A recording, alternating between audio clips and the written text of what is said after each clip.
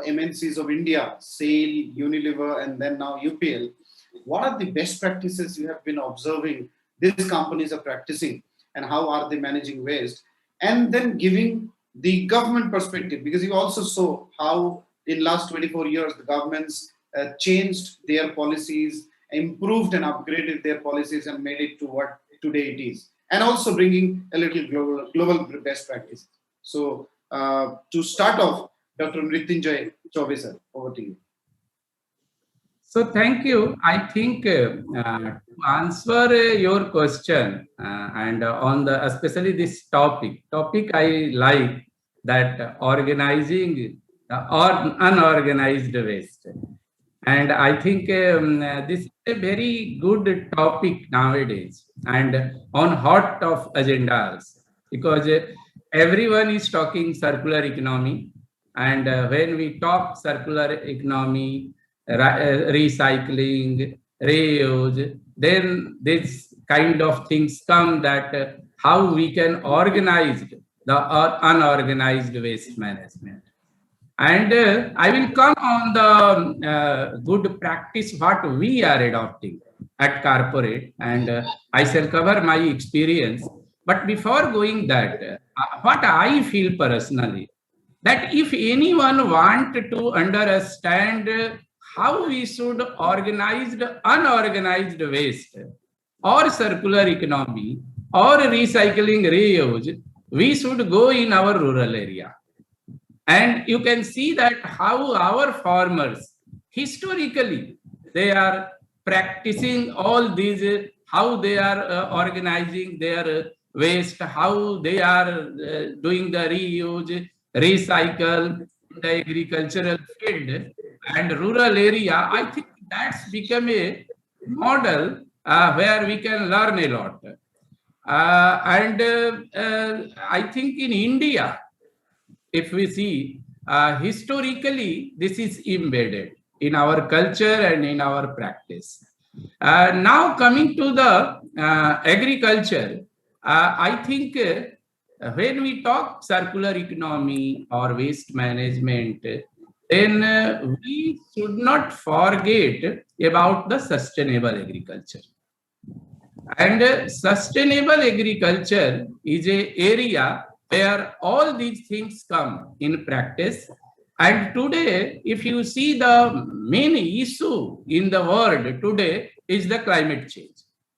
And if you see the solution of climate change, then as per the World Business Council Sustainable Development Report, 30% solution, means more than 30% solution of climate change lie with the sustainable agriculture.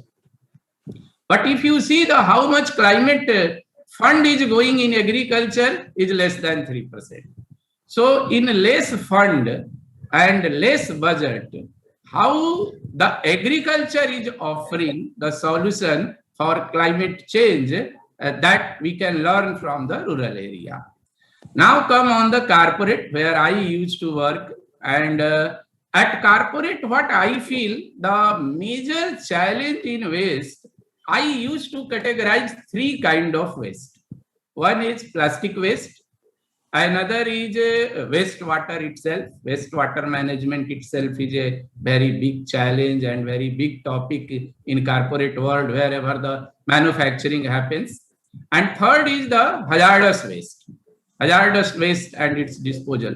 So these three waste area, if you see, I can narrate some of the examples, some of the best practices which we have embedded while working at SAIL, while working at Unilever. Right now, from last 5 years, I am at UPL, and what best practices we are embedding, that I am going to just summarize within whatever the 10-minute or 12-minute time is left.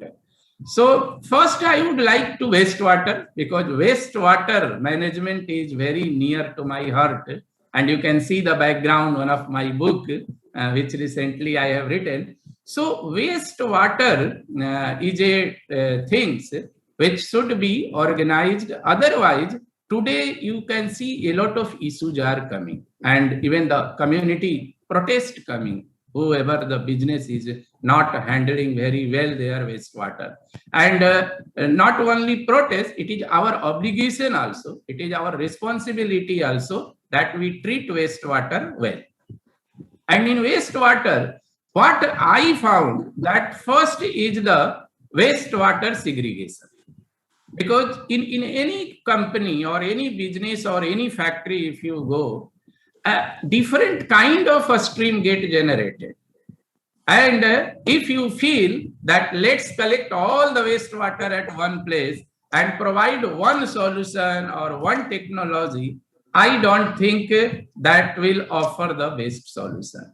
The best solution is you segregate, and normally we segregate into the green stream, red stream, and yellow stream, and then you can provide the appropriate technology and you can treat it.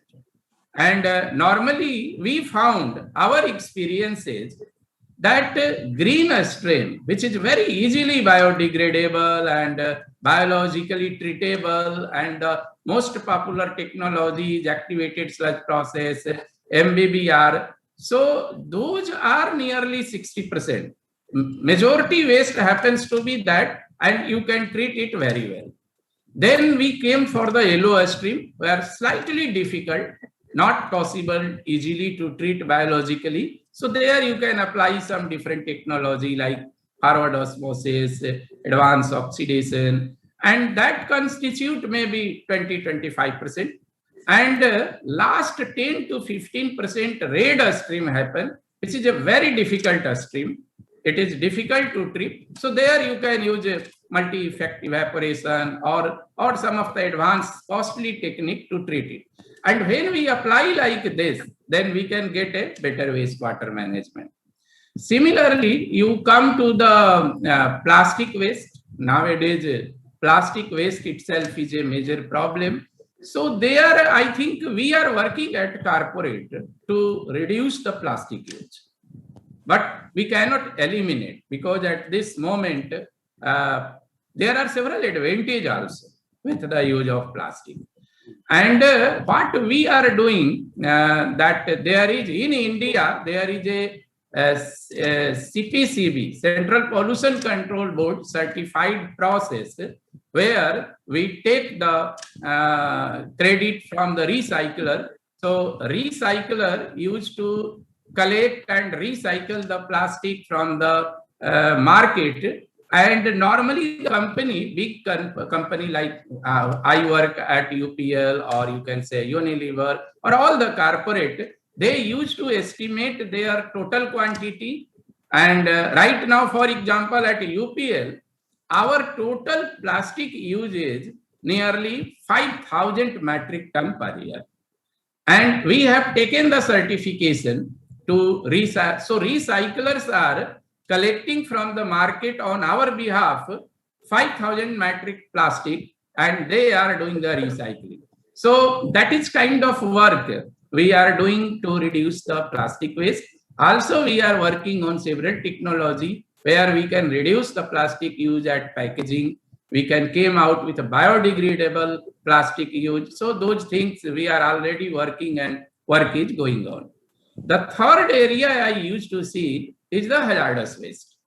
And hazardous waste is also one of the area where if we will not reduce our hazardous waste, then we don't have enough land in the future where we will go for the landfilling. And there one is the co-processing. You can send with good calorific value waste to the cement industry or other co-processing area. We can find some other use, and some of the in industry also, if you have boiler and if your waste contain high calorific value, then we are utilizing our waste in the boiler feed fuel. So I think those are the area where we are managing our hazardous waste and reducing. As far as UPL is concerned, when the Paris Agreement on Climate Change came in 2015, then in 2016, we came out with the bold statement that by 2020, we will reduce 30% our waste. And 30% reduction means 30% water consumption reduction, 30% waste reduction, and 30% carbon emission reduction. All three target we have taken. And by 2020, now we are in 21, we have achieved it. If you see the waste, in waste we have reduced 45% from the 2015-16 baseline. Carbon emission we have reduced nearly 26%, and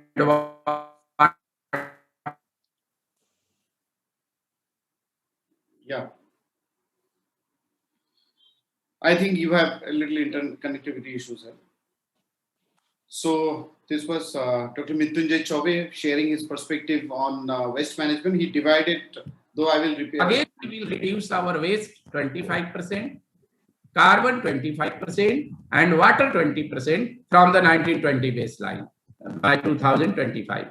So I think a lot of work we are doing, and already we have a good track record of achieving the reduction of waste disposal.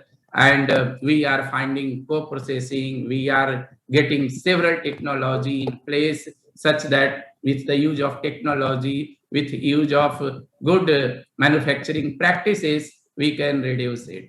So this is about the corporate world, what we are doing.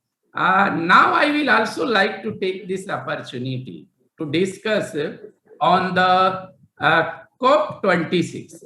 Actually, latest UN is organizing a sustainable climate change summit at UK in November. That is called COP26.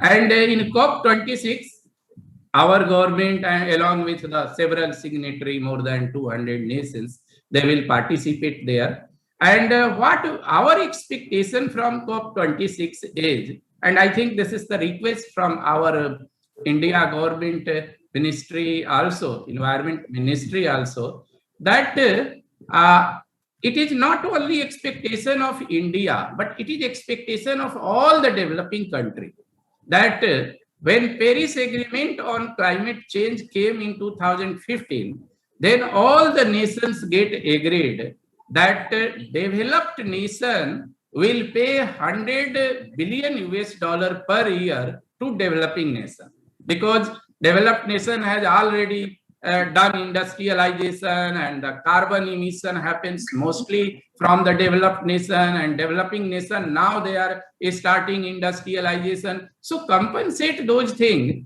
It was an agreement that 100 billion US dollar per year developed nation will give to the developing nation.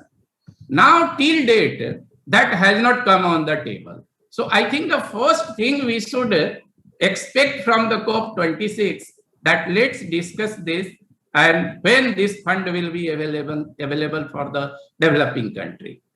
Second thing is, our expectation is that the attention will be paid on the sustainable agriculture. Because sustainable agriculture offer more than 30% solution to climate issue.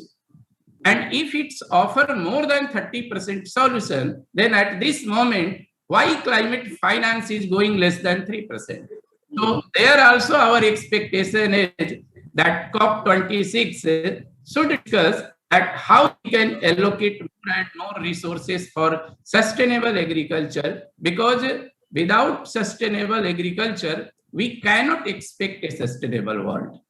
And there my expectation is that something will come from the COP26. So I think still time is there, or should we? Maybe we can discuss in the second round, sir. Yeah, Okay. a lot of points, but yeah, any concluding points you have, you can conclude. Right. So I think let us then go to the Mr. Agrawal. I think he is waiting, so let us hear. Thank you. Thank you so much, Dr. Mrityunjay Chaubey, sir.